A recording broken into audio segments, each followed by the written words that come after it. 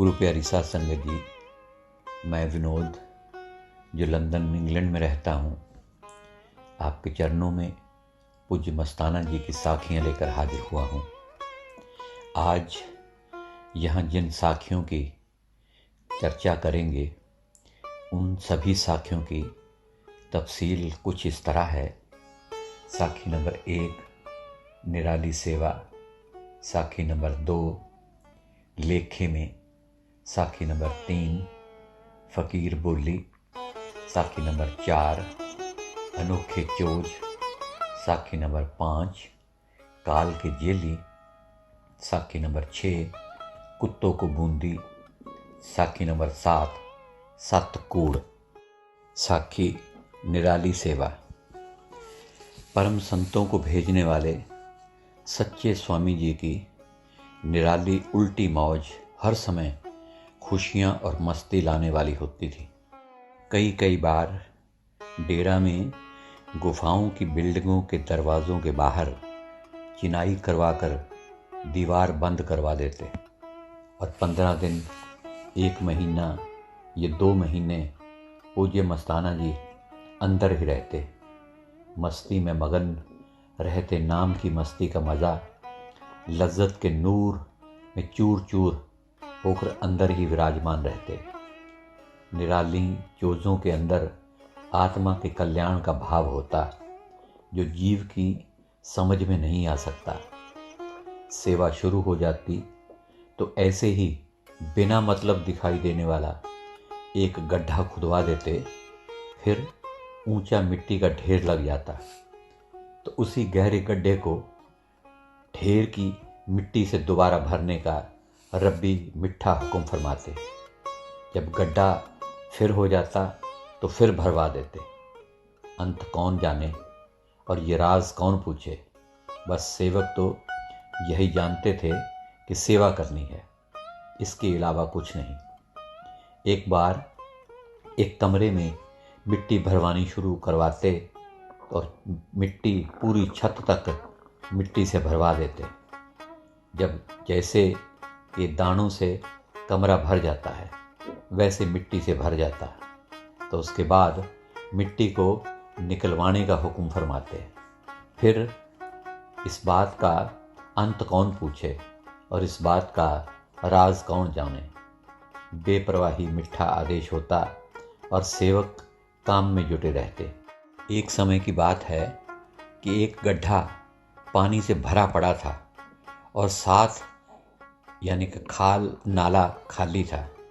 रब्बी मीठा आदेश फरमाया गया कि गड्ढे के पानी को निकालकर नाले में डालो। सभी प्रेमी जुट गए। इस काम के लिए 3 घंटे लग गए। फिर बेपरवाही आदेश आया कि पानी दोबारा गड्ढे में डालो। गड्ढे में डाला तो फिर नूरी आदेश फरमाया, गड्ढे से नाले में डालो। सारा दिन इसी प्रकार कभी इधर कभी उधर, कभी इधर कभी उधर डालते व्यतीत हो गया। लेकिन ये कौन पूछे कि ये क्या माजरा है, कौन जाने कि ये क्या अंत है। बेअंत, बेथाह, तूफान मेल, प्यारी अलमस्त, बेपरवाही मौज, निराली मौज थी। एक बार श्री दादू ने कई दिन पानी इधर से उधर, उधर से इधर डालते थक कर भोले स्वभाव में पूछ ही लिया कि बाबा कोई काम तो होया नहीं।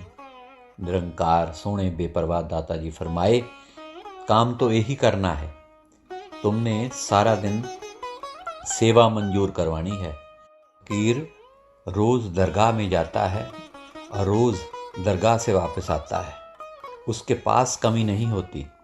जीव को तन मन की सेवा से छुड़ाने के लिए काल से सेवा का कानून से बरी करवाकर ले जाता है।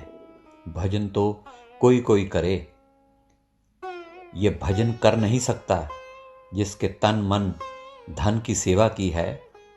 वो सिर्फ 15 मिनट बैठ सकता है और बाकी को ये मन बैठने ही नहीं देता। सेवा से मन निर्मल हो जाता है और सतगुरु से प्रेम हो जाता है।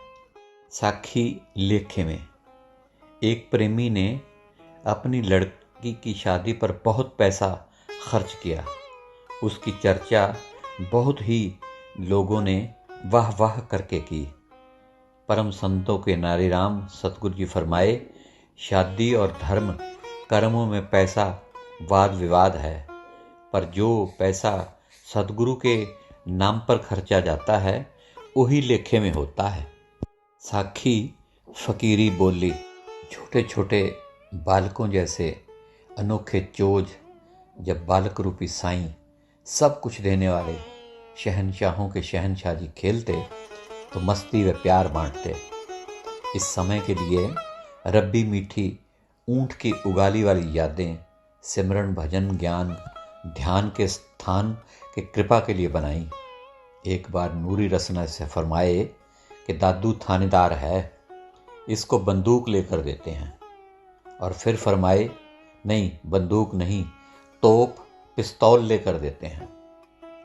इसके बाद में फरमाया, पर सरकार पूछेगी पिस्तौल का क्या मतलब, चलो वरी लकड़ी की बनवा देते हैं। मस्ती और खुशी बांटने के बाद में फरमाए, लेना देना क्या है, ये तो फकीरी बोली है। साखी अनोखे चोज। रूहानियत के फ़कीर, शहनशाही नूर, बेपरवाही मौज, अलमस्त सतगुरु जी के पवित्र चरणों में डेरा में रहने की आज्ञा केवल कुछ साधुओं की थी। डेरा में रहना सबसे कठिन तपस्या थी, क्योंकि मौज निराली थी, बेपरवाही खुदाई थी, नूर शहनशाही था, अलमस्ती भरी हालत थी। पहले तो डेरा में रहने की आज्ञा प्राप्त करना ही कठिन था, और जब आज्ञा प्राप्त हो जाती तो वहाँ की बेपरवाही, मौज, नूर और अलमस्ती को सहन करना कहाँ आसान था। डेरा में रहना जिंदा मरना पड़ता है। मन को तो कड़ी से कड़ी सजा देकर मौत के घाट उतारना पड़ता है।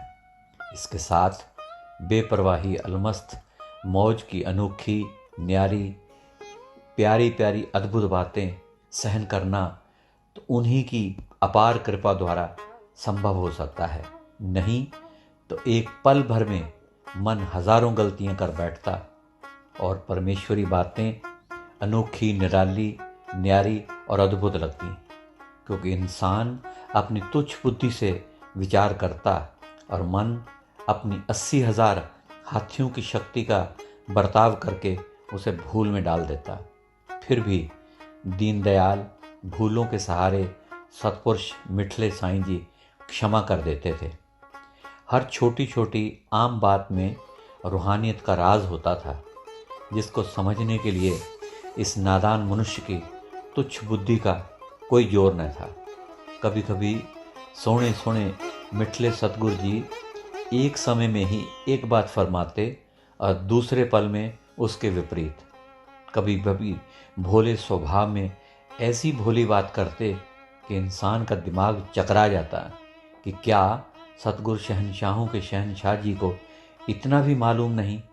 और कभी छोटी सी बात फरमाते जिससे पता चलता कि अकाल पुरुष सतगुरु जी सर्वशक्तिमान, सर्वव्यापक जिंदाराम जी हैं, और मुंह से निकलता कि जिंदाराम जी आप धन्य हो, आप धन्य हो, और आपका ही, केवल आपका ही सहारा है, और आप ही हाजिर नाजिर जिंदाराम हो। नूरी बातें तो थी ही, अलमस्त मौला की नूरी मस्ती का जलाल इस पर और भी कमाल का था। नूरी मस्ती भरी पवित्र दृष्टि की एक ही किरण द्वारा क्या से क्या हो जाता।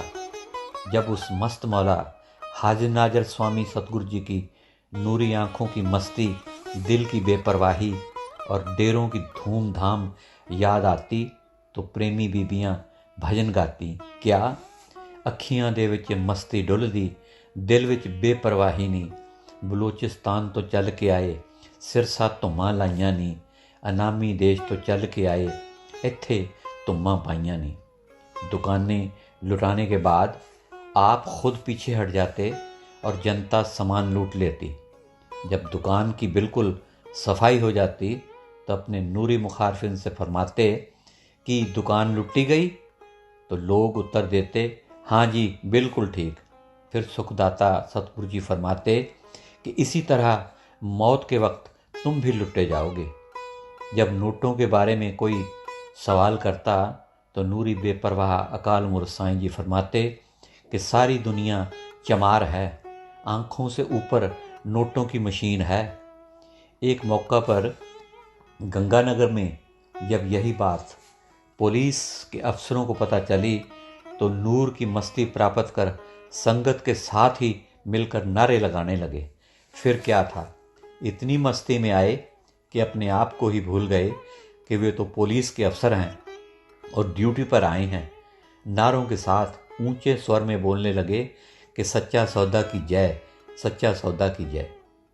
84 काटने वाले शहनशाहों के शहनशाह सोने मोने प्रीतम जी एक प्रेमी से बात करते और दूसरे साथ खड़े व्यक्ति को रमज़ों में सब बात समझा देते, और कई बार इशारों में समझाते तो कई बार बिना बोले इशारों में, और कई बार पवित्र वचन फरमाते और साफ तौर पर समझाते, और कई बार बिना बोले ही सुने ही दिल की इच्छा पूरी कर देते। कई प्रेमी जो दुनिया की ज़रूरतों की इच्छा बार बार सतपुरख हाजिर नाजिर जिंदाराम पूज्य मस्ताना जी के चरणों में रखते तो परम संतों के न्यारे राम जी फरमाते कि तू मंगिया ना कर, इसरार को सब पता है। किसी का दिल दुखाना पाप है और किसी को खुश करना पुण्य ही नहीं बल्कि भक्ति है। ये शहनशाही नूरी वचन है। अलमस्त फकीरी बोली मिठी लगती। कई बार परम संतों के न्यारे राम साईं जी फरमाते चलो जीप कड्डो, और एक डेरा के जाने के लिए नूरी हुक्म फरमाते। जब जीप शहर के पास पहुंचती जहां से कई डेरों के लिए अलग अलग सड़कें निकलती तो एक दूसरे डेरा के जाने के लिए चलने का हुक्म फरमाते। एक बार का जिक्र है कि रानिया की तैयारी कर कुछ साधुओं को लेकर जीप में सवार हुए, और जब हिसारिया बाजार की तरफ जीप मुड़ने लगी तो नूरानी हुक्म हुआ कि चलो चोर मार चलते हैं। जीप में बैठे लोगों का मन में ख्याल आया कि शहनशाहों के शहनशाह जी का इतबार क्या किया जाए। लोग सत्संग के लिए तो रानियाँ पहुँचे हुए हैं। उसी समय सोने मोने सतपुर जी ने फरमाया असली इतबार करेगा, नकली क्या करेगा। सब प्यार देने के बहाने होते थे। जैसा प्यार देना होता वैसा ही चोज खेल करवा दिया करते। एक दिन सत्संग शुरू होने के समय जो कि 1 बजे था, काफ़ी समय पहले ही आ पधारे और शुरू होने के समय से पहले ही सत्संग फरमाकर गुफा में चले गए। अगर 1 बजे सत्संग होना होता तो ये 2 बजे या 3 बजे या 4 बजे पधारते, और कभी कभी शहनशाही मौज आती ही ना। सत्संग में सारी रात सारा दिन भर संगतें इंतज़ार करती। कई चले जाते और कई बैठे रहते। जो प्रेमी बैठे रहते उन पर सतगुरु प्रीतम प्यारा ये नूरी दृष्टि डालकर निहाल करते और नूरी मुखारविंद से फरमाते कि वरी मक्खियाँ मक्खियाँ उड़ गईं, आशिक रह गए। साखी काल के जेली। एक बार जब लुधियाना से वापस सिरसा आने लगे तो गाड़ी में जगह न मिली। संगतें खड़ी थीं और शहनशाहों के शहनशाह न्यारे राम सतगुरु जी प्लेटफार्म पर विराजमान थे। प्रेमियों ने पूज्य मस्ताना जी से कहा कि साईं जी भीड़ बहुत है। जब सच्चे पातशाह सतपुरुष जी गाड़ी में पधारे तो लोग जगह न दे रहे थे, तो जो लोग सीटों पर बैठे थे उनसे मुखातब होकर पूज्य मस्ताना जी ने उनसे फरमाया कि असी तो जेले हैं। इतनी बात फरमाने की देर थी कि सारी संगत को बैठने की जगह मिल गई। कुछ सरदार लोग जो पहले जगह न दे रहे थे सोच में पड़ गए कि जेली कहाँ से आए हैं और कहाँ जाएंगे। तो जंगल में मंगल करने वाले सोने राम जी ने फरमाना शुरू किया कि काल देश के जेली हैं और कई युगों से निपटारा नहीं हुआ है, 84 के धक्के खा रहे हैं। फिर गाड़ी में ही रब्बी मजलिस शुरू हो गई और गाड़ी में ही दीनदयाल सतगुरु प्रेमी जी ने सभी संगतों को खुशियाँ बांटी। साखी कुत्तों को बूंदी। रात 2 बजे एक बार कुत्तों को बूंदी खिलाई गई और नूरी मुखारबिन से फरमाया गया कि ये इंसानों से अच्छे हैं जो रात को जागते हैं। अगले दिन भी बूंदी खिलाई गई। इस प्रकार रात को आने वाले कुत्तों की संख्या 50 तक बढ़ गई। एक दिन बूंदी बहुत खिलाई गई तो कुत्तों ने बहुत शोर करना शुरू किया और भौंकने की आवाज़ जोर जोर से आने लगी। तो पूज्य मनेर साहब जी को बुलवाया और उन कुत्तों को दूर भगाने की ड्यूटी लगाई। 50 कुत्तों को डंडों से भगाने लगे पूज्य मनेर साहब जी। वे न गए तो सोचा कि पहले आदत डाल दी गई है, अब ये कैसे जाएं। आगे आगे कुत्ते और पीछे पीछे पूज्य मनेर साहब जी डंडा लेकर भागते रहते। पूज्य मनेर साहब जी की अन्य अद्भुत ड्यूटियां लगाई होती थी। जो कोई भी काम किसी से न होता, उस काम के लिए पूज्य मनेर साहब जी की शामत आ जाती। अगर सत्संग के बाद संगतें घर वापस ना जाती तो भी पूज्य मनेर साहब जी की पेशी हो जाती। एक बार डॉक्टर ने मैदे की चीज़ें ना खाने के लिए सलाह दी। इस पर सतपुरुष दाता जी ने कुलचे छोले संगत को भी खिलाए और आप भी खाए। और कुछ समय के बाद सच्चे सोने मुने साईं जी ने पूज्य मनेर साहब जी को बुलावाने का नूरी हुक्म फरमाया और कहा कि उसने क्यों नहीं रोका। इसी प्रकार एक बार बाजरे के भुने हुए सिट्टे खा गए और फिर पूज्य मनेर साहब जी की पेशी हुई और अपने नूरी मुखारबिन से फरमाया कि तुमने क्यों नहीं रोका, तुम्हारा हमारे साथ रहने का क्या मतलब। गुरु प्यारी साध संगत जी, पूज्य मस्ताना जी मतलब को मतबल कहा करते थे। एक बार सर्वव्यापक जी ने पूज्य मनेर साहब जी का पिघला हुआ दिल देखा तो फरमाया कि ये सावन शाही आशिक है, इतनी धक झलता है, नहीं तो इसको क्या ज़रूरत है। एक बार जब पूज्य मनेर साहब जी ने हुक्म माना तो सच्चे पातशाह बेपरवाही मौत जी ने पूछा कि उसने इतना हुक्म क्यों मान्या। इतना हुक्म मानने के लिए नहीं कहा था।